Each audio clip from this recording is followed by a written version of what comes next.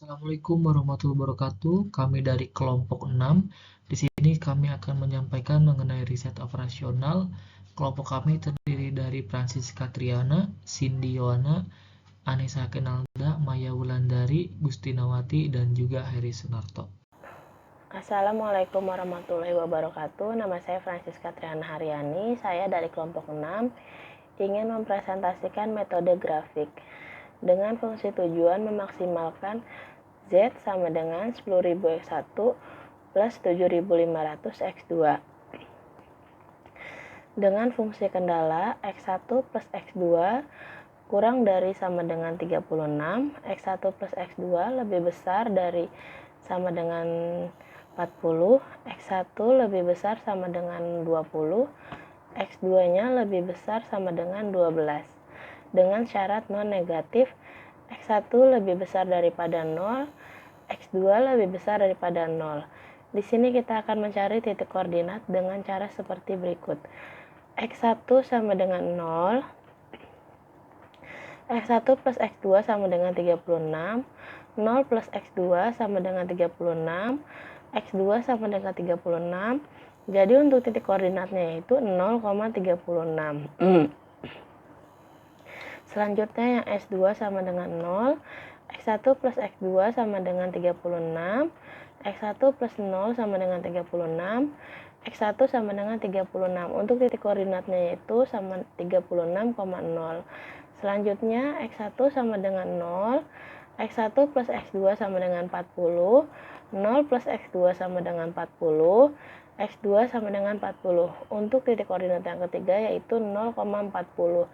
Selanjutnya ada X2 sama dengan 0, X1 plus X2 sama dengan 40, X1 plus 0 sama dengan 40, X1 sama dengan 40. Untuk titik koordinatnya yaitu 40,0.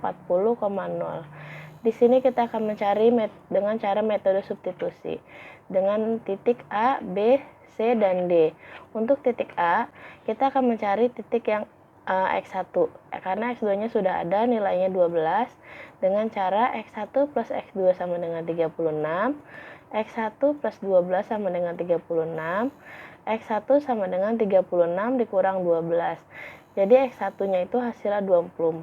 Jadi titik A itu 24,12. Selanjutnya yang B. Untuk X2-nya nilainya 12. Kita akan cari X1. Jadi X1 plus X2 sama dengan 40. X1 plus 12 sama dengan 40. X1 sama dengan 40 dikurang 12. Jadi X1-nya itu nilainya 28. Jadi titik B itu metode substitusinya 28,12. Untuk yang C, ini X1-nya sudah ada 20 hasilnya, sekarang kita akan cari yang X2. Seperti ini caranya, X1 plus X2 sama dengan 40, 20 plus X2 sama dengan 40, X2 sama dengan 40 dikurang 20, X2 sama dengan 20, titik yang C itu nilainya 20,20. Yang D, X1-nya sama dengan 20, kita akan cari X2. X1 plus X2 sama dengan 36, 20 plus X2 sama dengan 36, X2 sama dengan 36 dikurang 20, X2 sama dengan 16, jadi titik D-nya itu 20,16. Kita lihat di sini ada metode grafiknya. Ada syarat non-negatif, X1 lebih besar daripada 0, X2-nya lebih besar daripada 0. Di sini ada dua titik, X1 dan X2. X2-nya ada 40, 36, dan 12. X1-nya ada 40, 36, dan 20. Kita tarik ke atas itu X1 sama dengan 20. Lalu di sini juga ada daerah visible. Daerah visible ini bagian yang diarsir. Di sini ada titik metode substitusinya A, B, C, dan D. Kita kan di sini untuk memaksimalkan Z yaitu 10.000 X1 plus 7.500 X2. Kita cari angka yang paling terbesar yaitu bagian titik yang B. Dengan titik A 24,12 sama dengan 10.000 kali 24 plus 7.500 kali 12 sama dengan 330.000. Untuk yang B 28,12 sama dengan 10.000 kali 28 plus 7.500 kali 12 sama dengan 370.000. Yang C 20,20 sama dengan 10.000 kali 20 plus 7.500 kali 20 sama dengan 350.000. Yang D, 20,16 sama dengan 10.000 kali 20 plus 7.500 kali 16 sama dengan 320.000. Dari keempat titik ini kita dapat menyimpulkan yang terbesar adalah yang B. Dengan kesimpulan sebagai berikut. Jadi nilai maksimumnya terletak pada titik B yaitu 28,12 dengan nilai fungsi tujuan 370.000. Sehingga nilai dari X1 sama dengan 28 dan X2 sama dengan 12. Jadi perusahaan Pak Tony harus memproduksi produk TV sebanyak 28 unit dan produk lemari es sebanyak 12 unit. Sebelumnya saya ucapkan terima kasih. Assalamualaikum warahmatullahi wabarakatuh.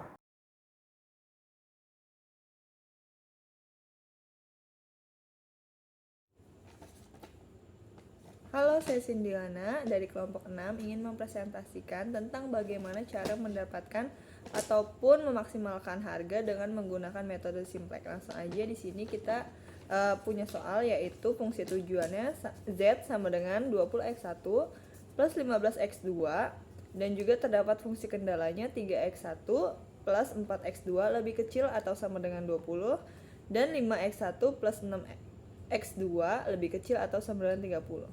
Selanjutnya kita ubah fungsi tujuannya, nilai z-nya kita geser ke kiri menjadi z min 20x1 min 15x2. Selanjutnya fungsi kendalanya kita ubah ke dalam bentuk kanonik dengan menambahkan variabel slack di belakangnya menjadi 3x1 plus 4x2 plus s1 sama dengan 20 dan 5x1 plus 6x2 plus s2 sama dengan 30. Selanjutnya setelah kita ubah kita masukkan ke dalam tabel yaitu tabel 1. Di sini terdapat B0 atau baris 0. Di sini z-nya kita masukkan nilai z-nya yaitu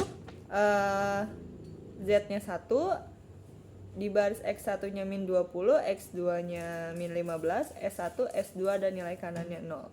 Di baris ke-1 atau B1-nya di sini X1-nya sama dengan 3, X2-nya 4, S1 1, S2 0 dan nilai kanannya 20. Di B2 atau baris keduanya X1-nya 5, X2-nya 6, S1-nya 0, S2-nya 1 dan nilai kanannya 30.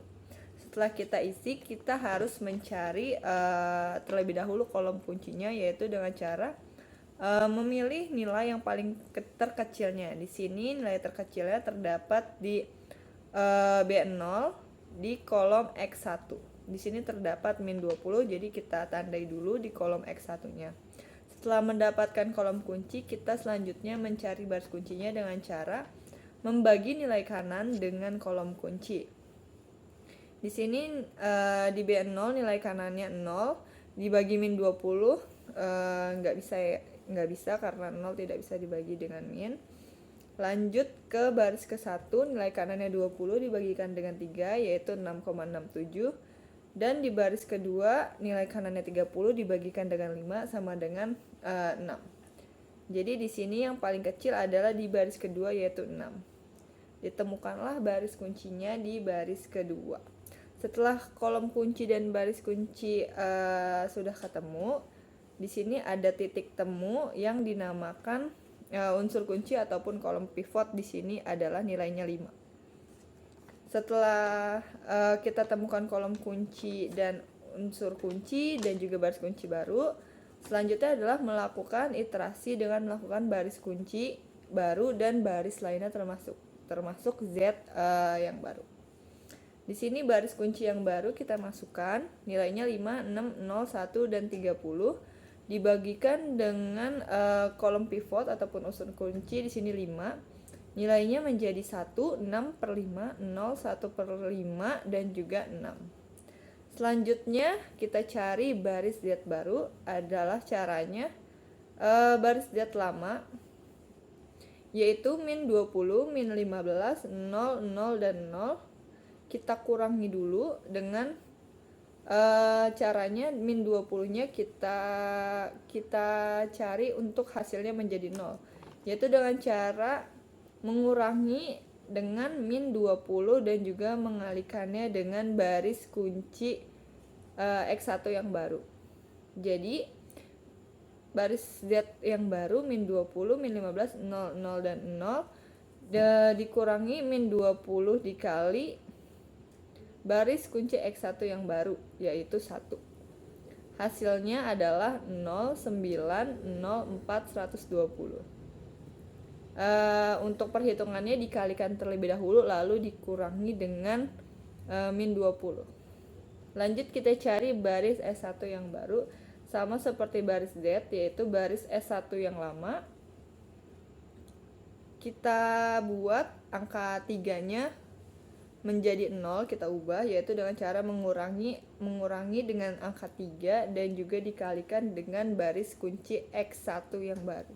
Hasilnya ditemukan 0, 4/10, 1, min 6/10, dan juga 2. Selanjutnya kita masukkan ke dalam tabel lagi. Di sini ada tabel 2. Kita masukkan B0-nya ataupun nilai Z barunya. Di sini Z-nya 91, X1-nya 0, X2-nya 9, S1-nya 0, S2-nya 4, dan nilai kanannya 120. Di sini baris satunya kita masukkan X1 yang baru. X1-nya 0, X2-nya 4/10, S1-nya 1, S2-nya min 6/10, dan nilai kanannya 2. Di baris kedua di sini X1-nya 91, X2-nya 6/5, S1-nya 0, dan S2-nya 1/5. Nilai kanannya 6. Jadi karena tidak ada lagi minus di baris Z, maka dapat didapatkan nilai optimum yang maksimal, yaitu Z-nya sebesar 120 dan X1-nya sama dengan 6. Terima kasih.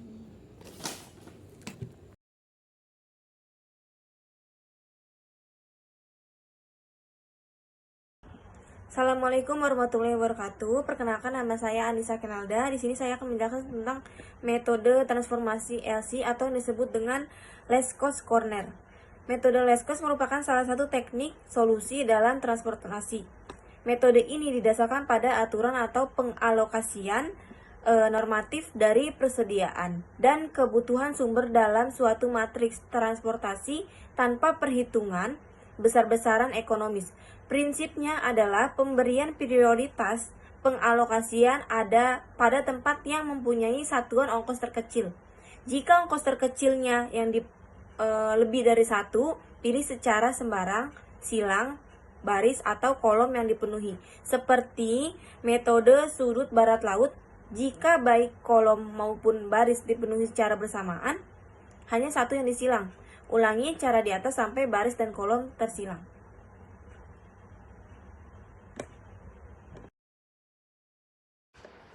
Di sini ada kolom soal metode transportasi LC. Hitunglah biaya transportasi dari data dalam tabel berikut. Di sini ada Jakarta, Surabaya, Semarang. Kita tuh sebut saja dengan tujuan. Bandung, Cirebon, dan Cilacap. Kita sebut saja dari. Nah, di sini ada total 125, 152, dan 98. Kita sebut permintaan atau demand. Nah, di sini ada totalnya juga 116, 135, dan 124. Kita sebut supply atau persediaan. Kita akan melihat nilai yang paling terkecil di antara 3 kolom ini ada di kolom Surabaya. Maka dari itu perhitungan awal kita hitung dari Surabaya. Di sini kan permintaan Surabaya kan 152. Sementara yang kita punya hanya 116. Maka dari itu kan kurang 36. Jadi kita ambil dari persediaan Cilacap 36. Kita tulis di sini dulu 116. Terus kita tulis X dan kita tulis di sini 36. Maka dari itu permintaan Surabaya sudah terpenuhi. Nah, yang kedua kita hitung Jakarta. Jakarta itu permintaannya 125. Sementara karena tadi sudah diambil persediaannya dari Surabaya, maka sisanya 88. Kita tulis dulu di sini 88. Karena kurang masih 37, maka kita ambil dari persediaan Cirebon. Kita tulis di sini 37 dan kita tulis di sini X. Jadi permintaan Jakarta sudah terpenuhi. Setelah itu kita hitung Semarang. Karena tadi sudah diambil dari Cilacap persediaannya, maka sisanya 98. Kita tulis di sini 98. Dan di sini kita tulis X. Kita tulis X dan hasilnya adalah 98. Jadi permintaan Semarang pun juga sudah terpenuhi. Nah, setelah itu kita hitung dari ininya.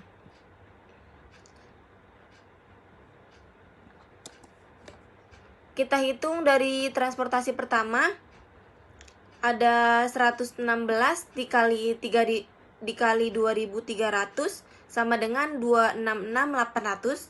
Transportasi kedua 37 dikali 4.000 ditambah 98 dikali 4.800 sama dengan 618.400. Dan yang transportasi ketiga ada 88 kali 3.700 ditambah 36 dikali 3.300 sama dengan 444.400. Nah, jadi setelah itu kita totalin transportasi 1 sampai transportasi ketiga, hasilnya adalah 1.329.600. Itu saja presentasi dari saya, kurang lebihnya mohon maaf. Assalamualaikum warahmatullahi wabarakatuh.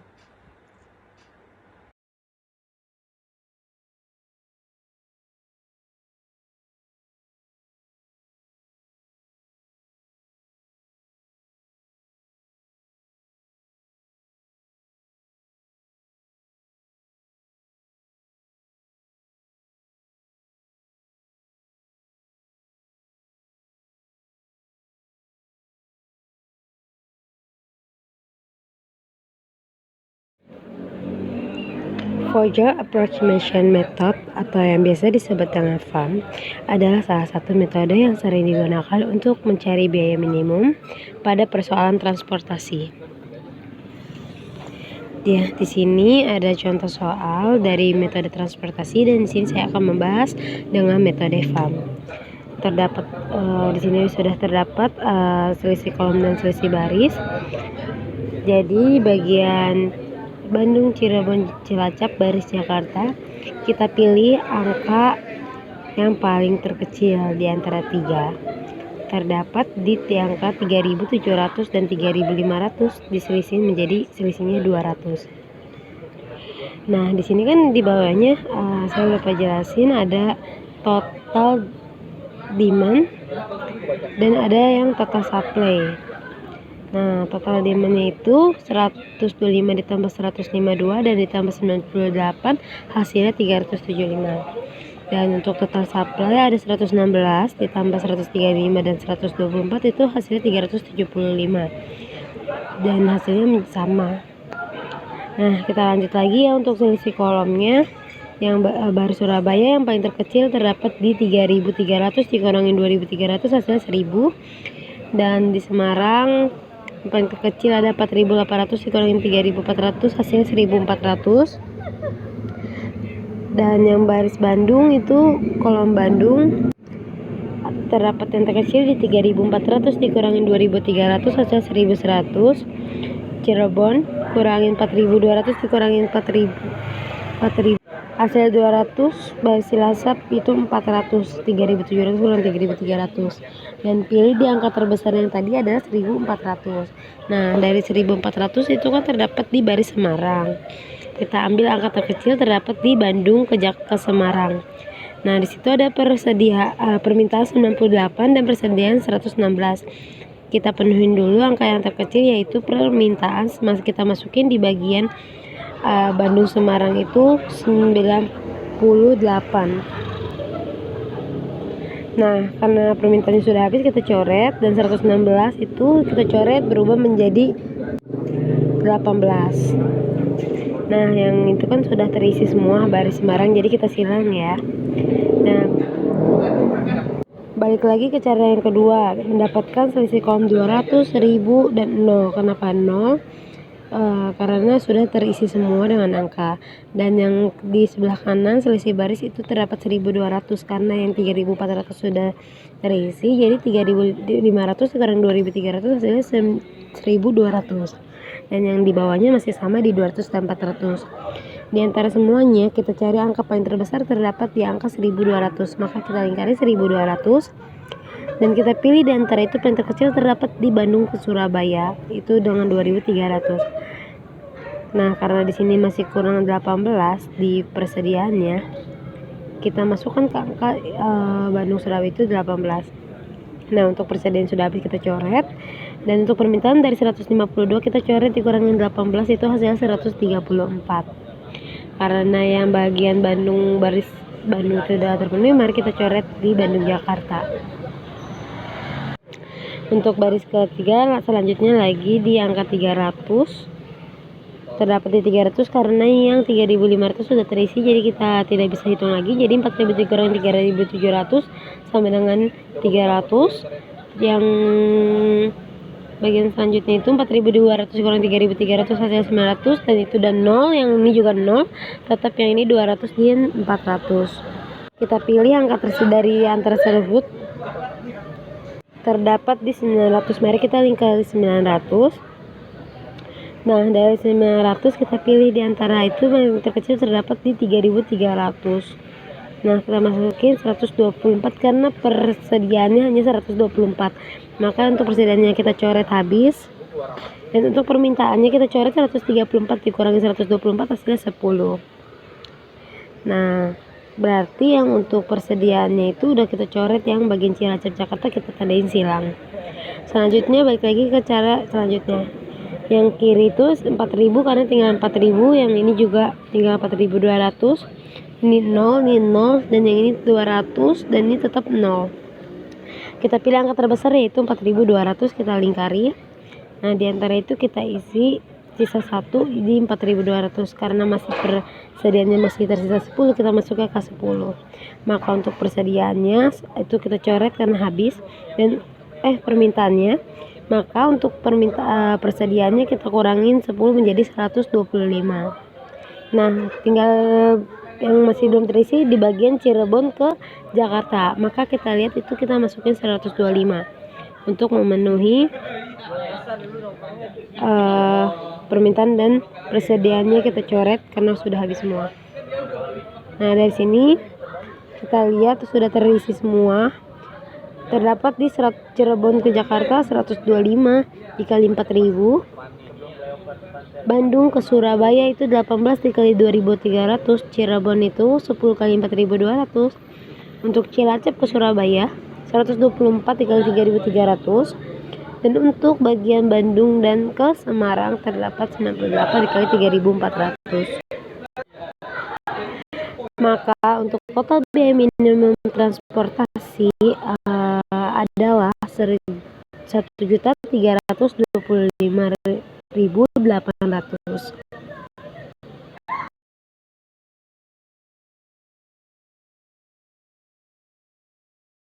Assalamualaikum warahmatullahi wabarakatuh. Di sini saya Hedi Sunarto. Saya akan menerangkan mengenai metode stepping stone.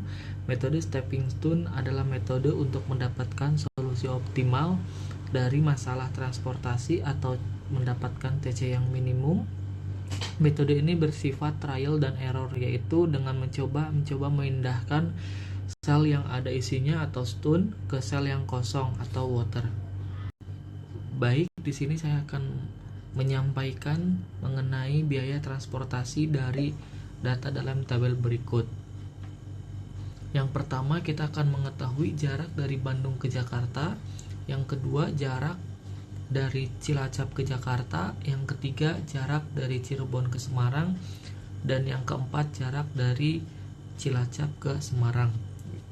Di sini saya sudah mengisi kolom ini dengan keterangan X.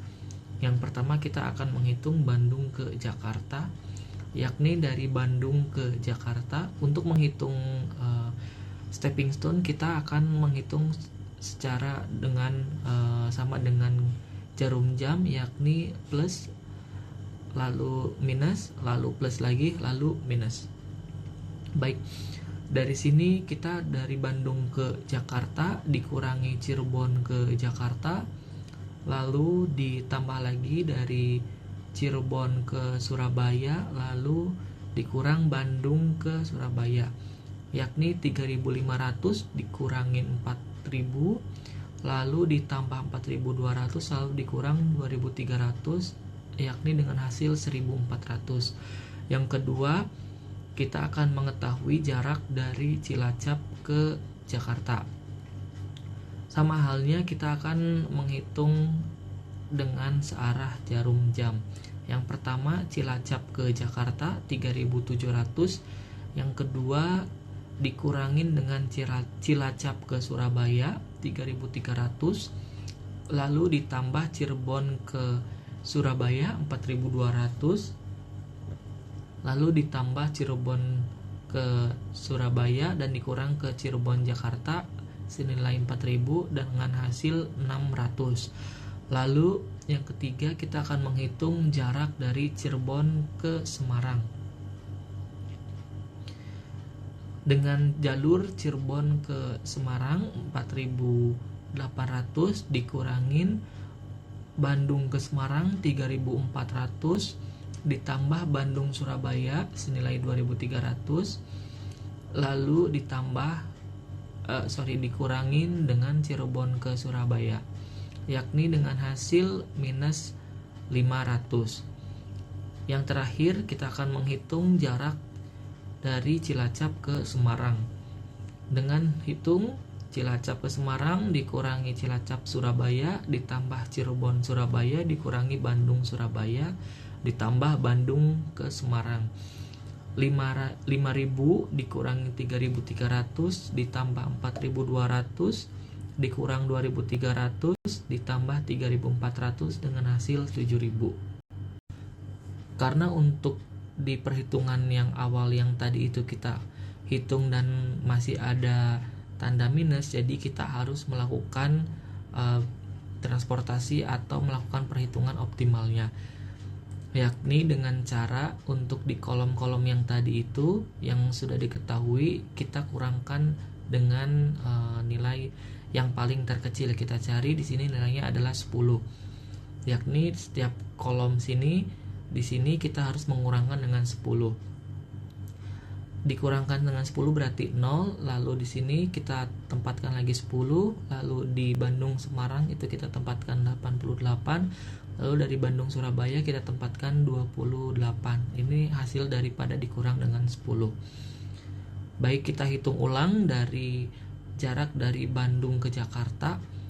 Itu dengan Bandung Jakarta dikurangi Cirebon Jakarta ditambah Cirebon Surabaya dikurang Bandung Surabaya, yaitu 3.500 dikurangi 4.000 ditambah 4.200 dikurangi 2.300 dengan hasil 1.400. Yang kedua jarak dari Cilacap ke Jakarta. Dengan metode yang sama, Cilacap Jakarta dikurangi Cilacap Surabaya ditambah Cirebon Surabaya dikurang Cirebon Jakarta, yakni 3.700 dikurangi 3.300 ditambah 4.200 dikurang 4.000 dengan hasil 600. Yang ketiga ini adalah jarak dari Cilacap ke Semarang. Lalu di sini kita akan mengetahui juga dari Cilacap ke Semarang dikurangi Cirebon ke Semarang ditambah Cirebon ke Surabaya dikurangi Cilacap Surabaya. Lalu dengan hasil 5.000 dikurangi 4.800 ditambah 4.200 dikurang 3.300 dengan hasil 1.100. Lalu yang terakhir jarak dari Cirebon ke Surabaya. Dengan cara yang tadi yang sama, yakni dari Cirebon ke Surabaya dikurangi Cirebon ke Semarang ditambah Bandung ke Semarang dikurangi Bandung Surabaya, yakni 4.200 dikurangi 4.800 ditambah 3.400 dikurangi 2.300 dengan hasil 500. Baik, di sini teman-teman kita semuanya udah plus semua untuk nilainya. Jadi tinggal kita kalikan di sini 28 dikali 2.300 ditambah 88 dikali 3.400 ditambah 125 dikali 4.000 ditambah 10 dikali 4.800 ditambah 124 dikali 3.300. Jadi total keseluruhan untuk biaya transportasi dalam tabel yang saya kirimkan ini adalah 1.320.000. Sekian dan terima kasih.